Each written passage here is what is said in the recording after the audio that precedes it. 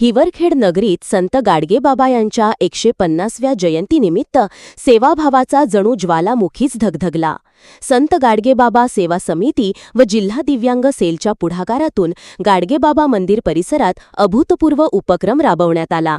नपा उपाध्यक्ष सौ प्रतिभा वीरेंद्र येऊल यांच्या अध्यक्षतेखाली मान्यवरांच्या उपस्थितीत पूजन, आरती आणि बाबांना त्रिवार मानाचा मुजरा करण्यात आला। मंदिर परिसरात स्वतः खराटा हाती घेत स्वच्छता अभियान राबवण्यात आले, तर स्मशानभूमीतही सफाई करून बाबांच्या विचारांना कृतीतून सलाम ठोकला।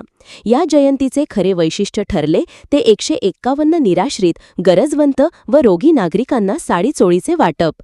चांदणी चौक, बसस्थानक व विकास मैदान परिसरात हा उपक्रम पार पडताच गरजूंना दिलासा मिळाला।